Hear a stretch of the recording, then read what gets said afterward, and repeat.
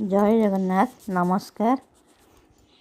ଆଜି ମଞ୍ଜୁବାଳା ଦାସଙ୍କର ଆତ୍ମଜୀବନୀ ମୋ ପିଲାଦିନର ତୃତୀୟ ଭାଗ ଶୁଣିବା। ତୃତୀୟ ଭାଗର ନାଁ ହେଉଛି ଏଇଟି ଆମର ବାଡ଼ି ବଗିଚା। ଏଇଟି ଆମର ବାଡ଼ି ବଗିଚା। ଗାଁରେ ଘରଟିଏ ଯେମିତି ନିହାତି ଆବଶ୍ୟକ, ତା ସାଙ୍ଗକୁ ବାଡ଼ିର ଆବଶ୍ୟକତା ମଧ୍ୟ ସେତିକି। ଆମ ଗାଁରେ ସମସ୍ତଙ୍କ ଘର ପଛପଟକୁ ଲାଗି ଗୋଟେ ବାଡ଼ି ଥାଏ। ଘରକୁ ଘର ଯେମିତି ଲାଗିଥାଏ, ସେମିତି ସମସ୍ତଙ୍କ ବାଡ଼ିକୁ ବାଡ଼ି ମଧ୍ୟ ଲାଗିଥାଏ। ମଝିରେ ବାଡ଼ ଥାଏ। ଆମ ବାଡ଼ିରେ ଥାଏ ବାଉଁଶ ବୁଦା, ଆମ୍ବ, ପଣସ, ପିଜୁଳି, କଦଳୀ, ନଡ଼ିଆ, ସଜନା ଛୁଇଁ, ବରକୋଳି ଆଦି କେତେ ଗଛ ବୁଛ। ତା ସହ ବାରମାସୀ ଫୁଲ, ଟଗର, କନିଅର, ମନ୍ଦାର, ଋତୁକାଳୀନ ଗେଣ୍ଡୁ, ହରଗୌରା ଆଦି ଫୁଲ ଗଛ। ଏଇ ଫୁଲର ବାସ୍ନାରେ ମହକି ଉଠୁଥାଏ ବାଡ଼ିଘର। କିଛି ଜାଗାରେ ପଟାଳି କରି ଲାଗିଥାଏ ଖଡ଼ା, ଲେଉଟିଆ, କୋଶଳା ଆଦି କେତେ ପ୍ରକାର ଶାଗ। କଞ୍ଚାଲଙ୍କା ଗଛଟି 8 କାଳି 12 ମାସ ଥାଏ। ପଖାଳ ଖାଇଲା ବେଳେ ବାଡ଼ିରୁ ଲଙ୍କା ଛିଡ଼ା ହେଇ ଆସେ। କି ସୁଆଦ ତା'ର! ବର୍ଷା ଦିନେ ଜହ୍ନି, କାକୁଡ଼ି, ଛଚିନ୍ଦ୍ରା, ଭେଣ୍ଡି, କଲରା ଇତ୍ୟାଦି ଲାଗିଥାଏ। ମୋର ବେଶୀ ଆକର୍ଷଣ କାକୁଡ଼ି ଭାଡ଼ି ଉପରେ। ଫୁଲ ଫୁଟି କଷି ଧରିଲା ମାତ୍ରେ ସବୁଦିନ ଯାଇ କାକୁଡ଼ି ଭାଡ଼ି ତଳେ ଗଳି କରି ଦେଖେ। କାକୁଡ଼ି କଷି ଟିକିଏ ବଡ଼ ହେଲେ ତାକୁ ଛିଣ୍ଡାଇ ଖାଇଦିଏ। କଷି କାକୁଡ଼ି ମୋତେ ଭାରି ଭଲ ଲାଗେ। ସେ ବାଡ଼ି ଓ ବର୍ଷା ଦିନିଆ କାକୁଡ଼ିରେ ଯେଉଁ ବାସ୍ନା, ସେ ବାଡ଼ି କାକୁଡ଼ିର ବାସ୍ନା କେଉଁଠି ମିଳିବ? ଭାଡ଼ି ତଳେ ସଂଖ୍ୟାଧିକ କାକୁଡ଼ି ଓହଳି ଗଲେ ଭଲ ଲାଗେ ଦେଖିବାକୁ। ପିଲାମାନେ ବୁଲି ବୁଲି କାକୁଡ଼ି ଚୋରି କରନ୍ତି। ମୁଁ କେବେ ଚୋରି କରେନି। ସମସ୍ତଙ୍କ ବାଡ଼ିରେ କିଛି କିଛି ପନିପରିବା ଲଗାଯାଇଥାଏ। ହାଟକୁ ଯିବାକୁ ବିଶେଷ ପଡ଼େନି। ବାପା ହାଟରୁ ସବୁ ପ୍ରକାର ପରିବା ଆଣିଲେ ବି ଆମର ବାଡ଼ି ପରିବାରେ ସୁଆଦ ନିଆରା। ଦିନେ ଦିନେ ବୋଉ ନହେଲେ ଜେଜେମା ଯାଇ ବାଡ଼ିରୁ ଶାଗ, କଖାରୁ ଫୁଲ, କଖାରୁ ଡଙ୍କ, ଭେଣ୍ଡି, ଛଚିନ୍ଦ୍ରା, କାକୁଡ଼ି ଆଦି ତୋଳି ଆଣନ୍ତି। ଭଲ ଲାଗେ ଦେଖିବାକୁ। 12 ପ୍ରକାର ଶାଗରେ ବୋଉ ଚୁନା ପକା ଶାଗ ବା ଯେଉଁ ମିଶାମିଶି ଶାଗ କରେ। ସବୁଠୁ ପ୍ରିୟ ଶାଗ ସେ ମୋର। କଖାରୁ ଡଙ୍କ ରାଇ, ଖଡ଼ା, ଛଚିନ୍ଦ୍ରା, କଖାରୁ ଫୁଲ ଭଜା, ସାରୁ ସଜନା ପତ୍ର ବଡ଼ି ତରକାରୀ। ସଜନା ଛୁଇଁ ବଡ଼ି ତରକାରୀର ସ୍ୱାଦ ପାଟିରୁ ଛାଡ଼େନି। ଗାଁ ତରକାରୀର ଶାଗ ଉପରେ ଏପର୍ଯ୍ୟନ୍ତ ମୋର ଭାରି ଲୋଭ। ଆଧୁନିକ ତରକାରୀରେ ମୋ ରୁଚି ନଥାଏ। ଆମ ବାଡ଼ିର ଶେଷ ମୁଣ୍ଡ ପର୍ଯ୍ୟନ୍ତ ସାରୁ ଗଛ ଲଗାଯାଇଥାଏ। ଓଲୁଅ ବି ଲଗାଯାଏ। ବାଡ଼ କଡ଼ରେ ଦେଶୀ ଆଳୁ ଲଗାଯାଇଥାଏ। ସାରୁ, ଓଲୁଅ, ମାଟି ଆଳୁ ଖୋଳା ହେଲେ ମୁଁ ଯାଇ ଦେଖେ। ମାଟିର ଏତେ ଭିତରକୁ ଯାଇ ଏତେ ବଡ଼ ବଡ଼ ଦେଶୀ ଆଳୁ କେମିତି ହୋଇଛି ଆଶ୍ଚର୍ଯ୍ୟ ଲାଗେ। ଉପରେ ଆଳୁ ଲଟାର ଆଳୁ ମନ୍ତରା ଥାଏ। ମା ତୋଳି ଆଳୁ ମନ୍ତରା ପୋଡ଼ିକି ମୋତେ ଖାଇବାକୁ ଦିଏ। ଭାରି ଭଲ ଲାଗେ। କହେ ଆଳୁ ମନ୍ତରା ଖାଇଲେ ଝାଡ଼ା ଠିକ୍ ହେବ, ଖାଇଦେ। ଆଳୁ ପତ୍ର ଆମେ ପାଟିରେ ଦେଇ ବାଜା ବଜାଉ। ସମସ୍ତଙ୍କ ବାଡ଼ିରେ, ଆମ ବାଡ଼ିରେ କଦଳୀ ଗଛ ଥାଏ। କଦଳୀ ପତ୍ରରେ ତ ପର୍ବପର୍ବାଣି, ଶ୍ରାଦ୍ଧ ଇତ୍ୟାଦିରେ ପତ୍ର ପକାଇ ଖାଇବାକୁ ଭାରି ଭଲ ଲାଗେ। କଦଳୀ ପାଟୁଆ ନେଇ ଖୁଦୁରୁକୁଣିରେ ଆମେ ଫୁଲ ଗୁନ୍ଥୁ। ମଞ୍ଜା ରାଇ, କଦଳୀ ଭଣ୍ଡା ତରକାରୀ ଭାରି ସୁଆଦିଆ। ବାଡ଼ିରେ ଅନେକ ଗଛ ବୁଛ ଆମର ଭାରି ଦରକାରରେ ଆସେ। ପିଲାଦିନେ ମୋତେ ଗଛ ଲଗାଇବାକୁ ଭଲ ଲାଗେ। ମୋତେ ଚିନାବାଦାମ ଖାଇବାକୁ ଭଲ ଲାଗୁଥିଲା। ଥରେ ଗୋଟେ କଞ୍ଚା ଚିନାବାଦାମ ମଞ୍ଜି ପୋତିଲି, ପାଣି ଦେଲି। ସବୁଦିନ ଯାଇ ଦେଖେ। 3-4 ଦିନ ପରେ ଯେତେବେଳେ ଗଜା ବାହାରି ବୀଜପତ୍ର ମିଳିଲା, ମୋର କି ଖୁସି! ସେ ଖୁସି କୋଟିଏ ଟଙ୍କା ଦେଲେ ବି ମିଳିବନି। ବାଦାମ ଗଛ ବୁଦାଟିଏ ହେଲା। ସେ ଗଛକୁ ଦେଖି ସତେ ଯେମିତି ମୋ ପେଟ ପୁରିଗଲା। ବାଦାମ ଖାଇବି କ'ଣ? ସେତେବେଳେ ଅବଶ୍ୟ ବାଦାମର ଚାଷ ଏତେ ହେଉନଥିଲା। ଆମେ ଚିନାବାଦାମ ଗଛ ଦେଖିନଥିଲୁ। ଆଉ ମୁଁ ମଧ୍ୟ କଖାରୁ ଲଗେଇଛି। କଖାରୁ ଗଛ ହେଲେ ମୋତେ ଏତେ ଆନନ୍ଦ ଲାଗେ ଯେ କହିଲେ ନ ସରେ। ଯେତେବେଳେ ଫୁଲ ଫୁଟେ ଆହୁରି ଖୁସି ଲାଗେ। ଆମେ ପଞ୍ଚମ ଶ୍ରେଣୀରେ ପରାଗ ସଙ୍ଗମ ପଢ଼ିଥାଉ। ମୁଁ ଅଣ୍ଡିରା ଫୁଲ ଛିଣ୍ଡାଇ ମାଇ ଫୁଲ ଉପରେ ଝାଡ଼ି ଦିଏ। ବଡ଼ ବଡ଼ ବୋଇତି କଖାରୁ ବାଡ଼ିରେ ଆଉ ଚାଳ ଉପରେ ଗଡ଼ୁଥିବାର ଦେଖିଲେ ମୋତେ ମଜା ଲାଗେ। ମୁଁ ସବୁଦିନ କଖାରୁ ଗଣେ।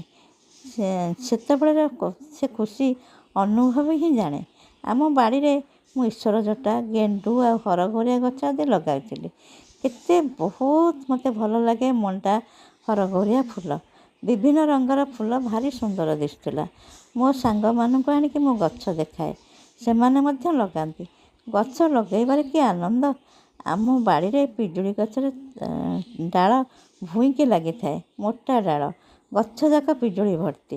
ଗଛ ଉପରେ ବସି ପଢ଼ିବାକୁ ମୋତେ ଭାରି ଭଲ ଲାଗେ। ଆମ ବାଡ଼ିରେ ବସି ପଢ଼ିଲେ ପାଠ ମନେ ରହିଯାଏ। ଡଲି ମୋ ଚାନ୍ଦକୁ ଡାକି ଠାକୁର ବାଡ଼ିକୁ ନେଇ ଆମେ ସାଙ୍ଗ ହିଁ ପଢ଼ୁ। ଗଛ ବୃକ୍ଷ ଭିତରେ ବସିଲେ ଦିବ୍ୟ ଆନନ୍ଦ ମିଳେ, ପାଠ ସବୁ ମନେ ରହିଯାଏ। ଆମ ବାଡ଼ିର ଗୋଟିଏ ଅଂଶରେ ଶୀତଦିନେ ଖଳା ହୁଏ, ତାକୁ ଖଳା ବାଡ଼ି ବୋଲି କହନ୍ତି। ଧାନ ଅମଳ ପୂର୍ବରୁ ଅରମା ଘାସ ସବୁ ସଫାସଫି ହୁଏ, ଲିପା ପୋଛା ହୁଏ। ବୋଉ ଯାଇ ସେଥିରେ ଚିତା ଲେଖେ। ଧାନ କଟା ହୋଇ ହଳା ଆସେ, ହଳା ଖଳାରେ ଗଦା ହୁଏ। ଏକାଠି ସଜେଇ ବଡ଼ ବଡ଼ ଗଦା କରନ୍ତି, ଛଣକୁ ଅଲଗା କରିଦିଅନ୍ତି। ଛଣ ନେଇ ଆମ ପିଲାମାନେ କୁଡ଼ିଆ ଘର କରି ଖେଳୁ। ବେଙ୍ଗଳା ପଡ଼ି ସରିଲେ କୁଟା ଗଦା ହୁଏ। କୁଟା ଗଦାକୁ ଉପରେ ଚଢ଼ି ନାଚିବାକୁ ଭାରି ମଜା ଲାଗେ। ମା' କହେ, କାହିଁ ସେଠି ନାଚୁଛ, ଦେହ କଣ୍ଟି ହେବ। କୁଟା ଗଦା ଉପରେ ଆସିଲେ ମା' ଝାଡ଼ି ଝୁଡ଼ି ଦିଏ। ହଳାରୁ ଅମଳ କରିବାକୁ ହେଲେ ହଳାରୁ ଧାନ ଅମଳ କରିବାକୁ ହେଲେ ବେଙ୍ଗଳା ପକାଯାଏ। ଖଳାରେ ଗୋଟିଏ ମେରିକୁଣ୍ଟ ପୋତା ହୋଇଥାଏ। ଯେଉଁଦିନ ବେଙ୍ଗଳା ପକାଇବାର ଥାଏ ତା ପୂର୍ବଦିନଠୁ ଗାଁ ପଡ଼ିଶାରୁ ବଳଦ ମାଗି ଆଣିବାକୁ ପଡ଼ିଥାଏ। 7-8ଟି ବଳଦ ଦରକାର ହୁଏ। ମେରିଆ ବଳଦ ମେରି ପାଖରେ ବୁଲେ, ତା ପାଖକୁ ଲାଗି 5-6ଟି ବଳଦ ଥାନ୍ତି। ସବୁ ବଳଦକୁ ଦାଉଣିରେ ଯୋଚି ବେଙ୍ଗଳା ପକାଯାଏ। ଶେଷ ବଳଦକୁ ଡାହାଣିଆ କହନ୍ତି। ସେ ବଳିଷ୍ଠ ଓ ଚଞ୍ଚଳ ହୋଇଥାଏ। ତଳେ ମେରି ଚାରିପଟେ ଗୋଲାକାର ହୋଇ ଧାନ ଗଦା ହୋଇଥାଏ। ପାଟି କରି ଟାକରା ଫୁଟାଇ ଜଣେ ବଳଦ ସାଙ୍ଗରେ ବୁଲୁଥାଏ ପାଞ୍ଚଣ ଧରି। ଜଟିଆ ଭାଇ କି ଦାଦା ବେଙ୍ଗଳା ପକାଇଲା ବେଳେ ମୁଁ ତାଙ୍କ ସାଙ୍ଗରେ ବୁଲିଛି। ମୁଣ୍ଡ କ'ଣ ହେଲେ ମୁଁ ପଳାଇ ଆସେ। ଧାନ ଝଡ଼ିଗଲେ ଉପରୁ କୁଟା କାଢ଼ି ଅମଳ କରାଯାଏ, ତାକୁ ଉଡ଼ାଯାଏ। ଧାନ ଉଡ଼ାଇ ପରିଷ୍କାର ହେଲା ପରେ ତାକୁ ଅମାର, ଖଣି ଓ କାଣ୍ଡିରେ ରଖାଯାଏ। ଯାହାର ବେଶୀ ଅମଳ ହୁଏ ସେ କାଣ୍ଡି ପକାଏ। କୁଟା ଗଦା ବହୁତ ବଡ଼ ବଡ଼। ଯିଏ ଯେତେ ବଡ଼ କାଣ୍ଡି ପକାଇଥାନ୍ତି ସେ ସେତେ ବଡ଼ ଧନୀ ଲୋକ। ଅହନ୍ତା ସାଧିବାକୁ ବେଳେବେଳେ ଶତ୍ରୁ ଲୋକ କାଣ୍ଡିରେ ନିଆଁ ଲଗାଇ ଦେଉଥିଲେ। ପୁଅ ପାଇଁ କନ୍ୟା ଖୋଜା ହେଲେ ସେମାନେ ପାଳ ଗଦା ବା କାଣ୍ଡିରୁ ଜାଣୁଥିଲେ ପୁଅ ଘର କେତେ ଧନୀ। ଶୀତଦିନେ ଖଳାରେ ବସି ଆମେ ଖରା ପୋଉ, ପାଠ ପଢ଼ୁ। ପଖାଳ ଆଣି ସାଙ୍ଗମାନେ ଏକାଠି ବସି ଖାଉ। କିଏ ପଖାଳ କଂସା, କିଏ ଶାଗ, କିଏ ବଡ଼ିଚୁରା, ଆଳୁ ଭଜା, ଯାହା ଘରେ ଯାହା ଥାଏ ଆଣି ସାଙ୍ଗ ହୋଇ ଖାଉ। ବହୁତ ମଜା ଲାଗେ। ବୋଉ, ଖୁଡ଼ୀ ଓ ଝିଅ ବୋହୂମାନେ ଖଳାରେ ବସି ବୁଣାବୁଣି କରନ୍ତି ଓ ଗପସପ ହୁଅନ୍ତି। ଧାନ ଅମଳ ସରିଲେ ଖଳା ବଢ଼ା ହୁଏ। ଅରୁଆ ଚାଉଳ, ନଡ଼ିଆ, ଗୁଡ଼ ଦେଇ ଜାଉ ହୁଏ। କ୍ଷୀର ପକାଇ କେହି କେହି କ୍ଷୀରି କରନ୍ତି। ପିଲାମାନଙ୍କୁ ଡାକନ୍ତି। ଆମେ ଘରୁ ଥାଳିଆ ନେଇ ଯାଉ, ଗୋଲ ହୋଇ ବସୁ। କ୍ଷୀରି ଦିଆଯାଏ, ବସି ବସି ଖାଉ। ଜାଉ ମୋତେ ଭାରି ଭଲ ଲାଗେ। ଖାଇସାରିଲେ ହରିବୋଲ ପକାଇ ଆସୁ। ଆମ ବାଡ଼ିରେ ଗୋଟେ ପୋଖରୀ ଥିଲା, ଏବେ ବି ଅଛି। ଆମର 2ଟା ବାଡ଼ି, ସେଥିରେ 2ଟା ପୋଖରୀ। ଆର ବାଡ଼ି ପୋଖରୀରେ କିଛି ଧୁଆଧୋଇ ହୁଏନି। ସେ ପାଣିକୁ ପିଆଯାଏ। ସେ ପାଣିକୁ ଗରମ କରି ସିଝା ହୋଇ ପିଆଯାଏ। କାରଣ ସେତେବେଳେ ଆମ ଗାଁରେ ବେଶୀ କୂଅ ନଥିଲା, ପାଣି କଷ୍ଟ ବହୁତ ଥିଲା। ଏଇ ପୋଖରୀରେ ଗାଧୁଆ ପାଧୁଆ, ସଫାସଫି ଯାବତୀୟ କାମ ଅନ୍ୟ ପୋଖରୀରେ ହୁଏ। ଆଉ ସବୁ ଜାଲ ପକାଇ, ବନିଶି ପକାଇ ମାଛ ଧରା ହୁଏ। ପୋଖରୀର ପାହାଚ ଉପରେ ବସି ଟେକା ପକାଇ ଜଳପହଁରି ଦେଖିବାକୁ ମୋତେ ଭାରି ଭଲ ଲାଗେ। ପାହାଚ ଉପରେ ବସି ମୁଁ ବହି ପଢ଼େ, କବିତା ଲେଖେ। ପୋଖରୀ ହୁଡ଼ା, ବୁଢ଼ୁନଈ ହୁଡ଼ାରେ ଶାମୁକା ପଡ଼ିଥାଏ। ଶାମୁକା ଗୋଟାଉ। ଶାମୁକା ଭାରି କାମରେ ଆସୁଥିଲା। ଶାମୁକାରେ ଏନ୍ତୁଡ଼ି ଶାଳେ କଅଁଳ ପିଲାମାନଙ୍କର ନାହି କଟା ଯାଉଥିଲା। କ୍ଷୀର ସିଝିଗଲା ପରେ ହାଣ୍ଡିରେ ଯେଉଁ କୋରୁଅ ଲାଗିଥାଏ ତାକୁ ଶାମୁକାରେ କୋରି ଖାଉ, ଭଲ ଲାଗେ। ଶାମୁକାରେ ଉଷୁମ ତେଲ ଗରମ କରି କାନରେ ପକାଯାଏ। କୌଣସି ଘା ବା ବଥ ହେଲେ ସେଥିରେ ଲଗାଯାଏ। ସେତେବେଳେ ଚାମଚର କାମ ଶାମୁକା କରୁଥିଲା, ବରଂ ଚାମଚଠାରୁ ଶାମୁକାର ଅଧିକ ପ୍ରକାର ବ୍ୟବହାର ଥିଲା। ଆମ ପୋଖରୀ ହୁଡ଼ାରେ ନଡ଼ିଆ, ଆମ୍ବ, ମନ୍ଦାର, ଟଗର ଆଦି କେତେ ଫୁଲ ଫଳ ଗଛ ଥାଏ। ପିଲାଦିନେ ଆମେ ସେଠି ଏକାଠି ବସି ଡଙ୍ଗା ଭସାଉ।